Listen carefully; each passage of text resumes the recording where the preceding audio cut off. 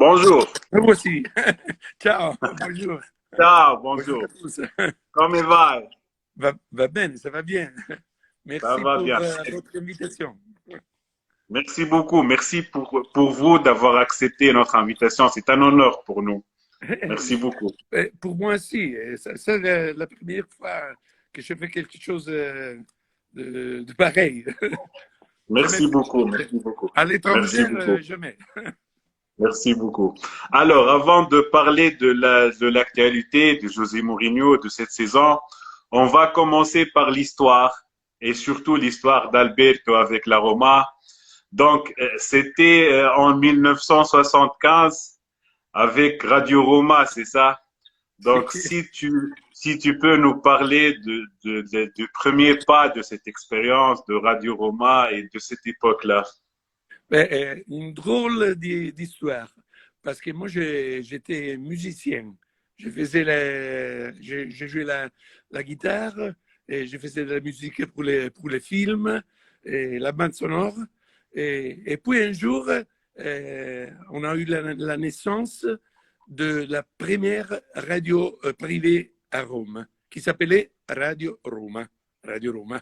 Et un ami à moi il m'a demandé, Alberto, tu as envie de faire quelque chose pareil, de faire un programme et parler une heure. Et moi, j'ai dit, mais moi, je fais de la musique, je ne suis pas capable de parler aux gens à la radio, je ne sais pas. Non, non, non, tu dois avoir confiance. J'ai essayé et puis ma vie a changé et j'ai dû faire une choisie et j'ai choisi de faire le journaliste. C'est une drôle d'histoire. Parfait. Et la première saison avec la Roma, c'était 1975-76. Qu'est-ce que tu te souviens de ce moment-là, de cette saison? Et c'est une saison facile pour en parler parce que c'était la saison où la Rome, entraînée par M. Lidolman, Nils Lidolman, est arrivé troisième. L'année avant, la Lazio, tu sais, à Rome, Rome et Lazio, c'est pas, Oui, on n'est pas amis, hein. Mais ils avaient oui, gagné le championnat pour la première fois dans leur histoire. Et donc, c'était une année difficile. Mais l'année suivante, et 75, 64, 74, 75, et c'était la Rome qui est arrivée troisième et la Lazio quatrième. Et donc, pour nous, a été une fête. Et j'ai commencé à parler de ça, de la fête de la Rome, qui avait une équipe forte pour la première fois dans les dernières années. parfait. Et tu as eu la chance de vivre avec deux légendes de l'histoire de la Roma, Dino Si. Viola et Nils Lidholm. On commence par Dino Viola. Qu'est-ce Et que tu peux nous raconter de cet homme-là, de ce grand homme? j'ai eu une grande chance parce que Dino Viola va acheter la Rome, va devenir présidente en 1978, je crois, 18 ou 19, 18 peut-être. Et il va changer l'histoire de la Rome. Et la Rome, c'était une petite société qui ne gagnait jamais rien et il arrive à la conduire au, au but, au maximum, parce qu'elle est arrivée en 1984 à faire la finale de la Coppa dei Campioni Oui, contre Liverpool, qu'on a perdu seulement après les penalties. On n'a pas eu de la chance. Et Viola, c'était un grand homme. Pour moi, il a été le président le plus grand que nous avons eu. Et j'ai eu la chance et l'honneur de le fréquenter et d'être aussi aujourd'hui ami de ses fils. Il a trois fils, euh, Riccardo, Ettore et Federica. Et moi, je le téléphone presque toujours encore maintenant, on est resté des amis. Parfait. Et aussi Nils Lidholm. Beaucoup disent que Nils Lidholm est le meilleur entraîneur de l'histoire de la Roma. Qu'est-ce que tu penses? Si. Je pense que la même chose que tu dis. Et il avait un cerveau incroyable et une calme suédoise, typique. Oui. Et puis j'ai eu une autre chance, parce que moi je suis né le 29 septembre, et donc je suis le signe de la balance. Et tu sais que Lidolme, il était balance aussi, et il croyait beaucoup aux signes. Et donc, tous les gens qui. Si, c'est comme ça. Falcao, balance. Tous les gens qui s'étaient balance, pour lui, c'était juste. Et moi, journaliste de la balance, parfait. Parfait. Pour moi, c'était tout facile. S'il devait parler Parfait. avec moi, il parlait. Parfait. Et tu as vécu aussi des moments avec le capitano Agostino Di Bartolomé. Tes Capitaine, moments avec lui. mon capitaine. Et je pourrais dire qu'on était des amis, on était devenus amis. Parce que si tu penses, cette année, j'avais presque le même âge des joueurs de la Rome. Maintenant, c'est plus difficile. Parce que tu vois, mes cheveux sont devenus blancs. et, et donc, maintenant, c'est plus difficile de faire amitié, de devenir ami avec des gens qui ont 20 ans, 25. C'est plus, il y a une différence plus grande. Mais avant, on avait la même âge et on sortait même ensemble, on jouait à foot ensemble parce que j'ai organisé plusieurs parties de matchs de bénéficence, en bénéficence. Et les joueurs, ces joueurs, ils jouaient avec moi. Et Agostino Di Bartolomei, il venait toujours jouer avec moi. Et je Parfait. t'enverrai une photo ensemble avec Oui, le maillot de football. exactement. Je l'ai vu, oui. Et aussi, tu as vécu les premiers moments d'un autre capitaine historique de la Roma, Francesco Totti. Hmm? Francesco Totti, tu le sais. Et si tu vas chercher sur YouTube, moi, je suis le premier qui compte son premier minute, sa première minute qui a joué quand il avait 6 ans et demi. 6 ans et demi, tu penses. Et donc, Francesco Totti, il est resté, il a eu reconnaissance en moi.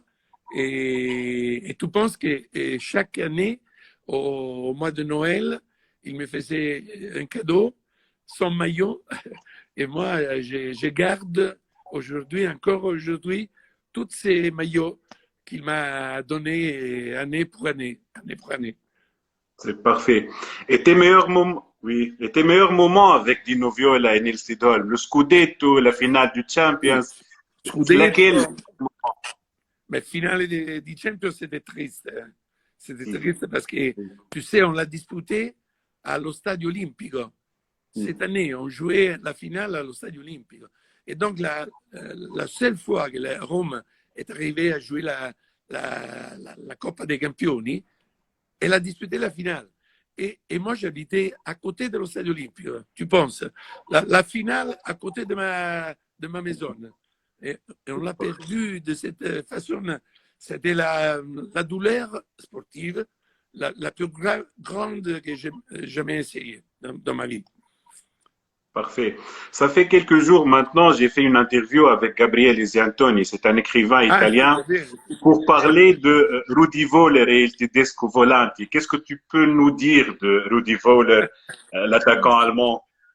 Ben, il est toujours été une idole des gens parce que les supporters aiment beaucoup les joueurs qui donnent le cœur quand ils vont jouer.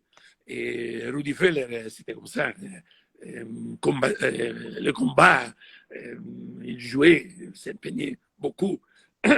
Et donc, Rudi Völler a eu la première saison pas de chance parce qu'il avait un problème avec la jambe. Je ne me souviens pas comment il s'appelait, mais il a eu des problèmes. Et donc, il a marqué peu de buts et il a joué peu de matchs. Mais de temps en temps, les saisons suivantes, il a su conquérir le cœur des supporters. Grande giocatore. Parfait. Parfait. Avant de donner le capitanat à Francesco Totti, c'était Giuseppe Giannini aussi, Ah, Giuseppe, notre Giuseppe, capitaine. un ami, un ami. Je lui ai, je l'ai appelé hier au téléphone. On se rencontre souvent. Giuseppe, il est très bon joueur. Pas, il a même pas eu tout ce qu'il aurait mérité du football. Il a eu pas de Exactement. chance. Et si tu penses, on a joué le mondial en 1990 à Rome et à côté de sa maison. Et on a perdu aussi avec l'Argentine en demi-finale par les penalties. Je ne sais pas si tu te rappelles, mais ça a été comme Parfait. ça. Il aurait mérité d'être champion du monde. Il n'a pas eu de Parfait. chance. Oui. Et Giuseppe après Giannini. Dino Viola, il y avait un autre grand homme, Franco Sensi, l'époque de Franco Sensi avec la Roma et la différence entre ces deux hommes, Franco Sensi et Dino Viola. Une grande différence. Parce que Dino Viola, il est né au bord de deux régions italiennes, c'est la Toscana et la Liguria, Firenze et Genoa, à moitié. Et donc, un caractère différent.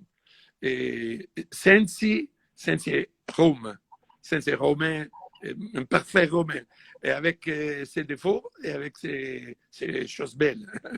Mais tu sais, nous Romains, on est plus, comment expliquer, plus du sud, plus chaud en caractère. Et donc, il s'était plus parler avec lui, c'était plus difficile parce que peut-être il montait en colère. Mais Oui. il a été un grand président et il nous a Oui. donné un autre scudetto.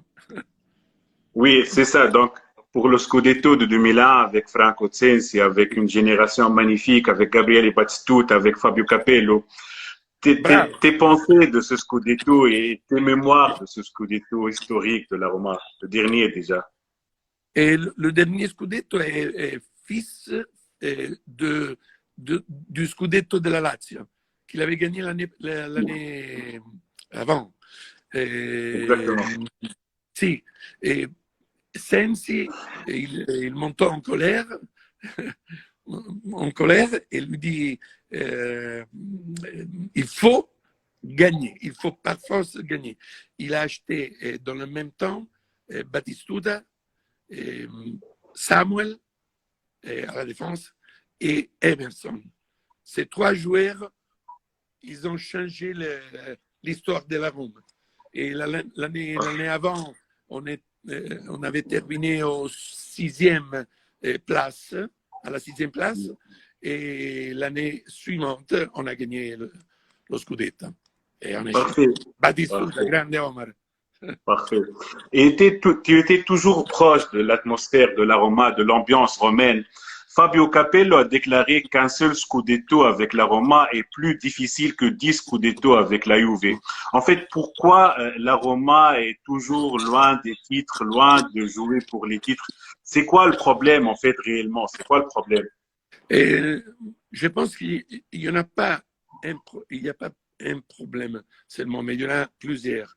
Et un problème, sûrement, ça dépend du caractère des supporters. Est trop chaud, trop chaud. Ici, il suffit de gagner deux matchs ensuite, l'un suite à l'autre, et tout le monde va dire qu'on va gagner le Scudetto, tout de suite. Et puis, ça suffit de perdre un match et on va dire non, vous n'êtes pas capable, il faut changer tout, il faut renvoyer à la maison l'entraîneur. C'est difficile, l'ambiance, c'est difficile. Et puis, ça dépend ça dépend quand même de l'argent. Parce que Rome, c'est pas une ville très riche. Le nord de l'Italie, ils ont Oui, les industries, tu me comprends? Et oui, donc, c'est plus facile. Rome, c'est la moyenne classe, moyenne.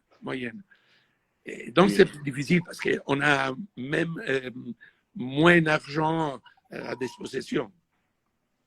oui. Et la Roma, après Franco Zenzi, après Dino Viola, après Francesco Totti, après Daniele Di Rossi, les vrais Romains, en fait, c'est différent maintenant, la Roma d'aujourd'hui, non? Et maintenant, c'est différent. Mais quand même, on a un capitaine qui est romain. Même il n'a Exact. pas un caractère comme les Romains, hein, les vrais Romains. Il est calme, mais de toute façon, on a quelqu'un qui est né dans notre ville. C'est une Rome loin de la Rome qu'on a connue jusqu'à présent. Mais quand même, on va espérer de pouvoir gagner, pas, pas tout de suite, mais il faut attendre dans les années prochaines, peut-être. Cette année, on va espérer quelque chose dans la Conference League. C'est une Exactement. si, mais il y a des équipes qui sont dangereuses comme Tottenham, Tottenham, surtout. si. Tottenham. Et puis, tu penses le Naples, s'il se classifiait et troisième en En Europa Europe, League, il pourrait jouer en la conférence. conférence. C'est pas beau hein, comme ça.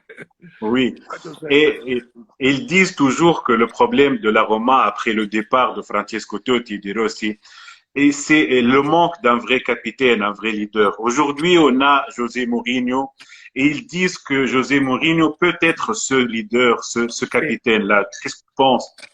si, je pense comme toi. Et Mourinho, il a le caractère, la force de faire le capitaine, même s'il ne joue pas. Mais ça ne peut pas être suffisant. Il faut assembler, ça se dit, une équipe forte. Il faut acheter des joueurs encore plus forts. Maintenant, je pense qu'il y avait un gap de l'année passée qui n'a pas encore été, comment ça dit, colmé, on Oui. peut le dire. Et il faut travailler encore. Cette année, on va améliorer. L'année passée, la Rome a eu 62 points euh, au but du championnat en classique. Et cette année, je pense qu'on va en avoir 70. Oui, 8 points en Ah, plus. Mais oui, pas suffisante à changer l'histoire du championnat actuel. parfait. Non, c'est pas comme ça. Et, et Napoli aujourd'hui avec un entraîneur qui s'appelle Luciano Spalletti. Luciano Spalletti est un pilier important de l'histoire de la Roma. Il a eu une histoire magnifique avec la Roma. Qu'est-ce que tu penses de Luciano Spalletti, qui est pour moi le meilleur entraîneur de l'histoire de la Roma, après Nils Lidholm, bien sûr. Qu'est-ce que tu penses de Luciano Spalletti? Je pense ce que tu penses, mais nous ne pensons pas ce que la majorité des supporters de la Rome pensent. Parce Exactement. qu'ils n'aiment pas Spalletti à cause, pas comme entraîneur, mais à cause Francesco des problèmes. Totti. Bravo, bravo. C'est ça, c'est ça. Il a eu. Alors, il y a deux Spalletti. Spalletti 1.0 et puis il y a Spalletti 2.0. Et Spalletti 1.0, c'est le premier Spalletti et ça marche tout. Il a gagné 2 fois la Coppa Italia et 2 fois la Supercoppa italienne. Et le deuxième Spalletti a eu les problèmes avec Totti et qui est changé. Il est devenu un problème avec la presse italienne. Et il a fait fatigue, il a fatigué beaucoup. Et après 2 ans, il a dû s'en aller. Et donc, mais moi, je te dis qu'il reste un entraîneur très fort. Et cette année, il pourrait gagner vraiment le Scudetto avec la Napoli. Parfait. La dernière, oui, De la Roma, pas beau, mais je te dis que oui, c'est probable. oui. La dernière demande, en fait, la dernière question. Tu penses qu'on va gagner quelque chose avec José Mourinho, avec une nouvelle ère qui a commencé avec les Friedkin, un nouveau président, un nouveau entraîneur, un directeur sportif comme Thiago Pinto? Si. Tu penses que la Roma de José Mourinho, des Friedkin, peut gagner quelque chose enfin? Tout de suite, c'est pas facile. Peut-être la Conference League, peut-être. Il faut avoir de la chance. Mais si on aura de la patience suffisante, on va gagner quelque chose. Il faut être calme, il faut avoir confiance, il faut le laisser travailler. Et donc, on va espérer d'avoir une Rome aussi forte di Noviola, di Franco Sensi. Et on va gagner. Et puis, tu dois te rappeler que dans le 2027, et ça sera 100 ans de la fondation de la Rome. Oui. Et donc, dans 6 ans, il ne faut pas force gagner le Scudetto. Exactement. Exactement. Alors, merci beaucoup d'être avec nous aujourd'hui. C'est un honneur pour moi. Franchement, c'est un honneur. Moi aussi, et je vous demande pardon si je n'ai pas parlé bien français. Mais... Non, c'est parfait, c'est parfait. Merci beaucoup, c'est un honneur pour moi. Merci beaucoup. Grazie mille. Ci vediamo presto. Ciao. Forza Roma, ci vediamo presto. Ciao. Bye.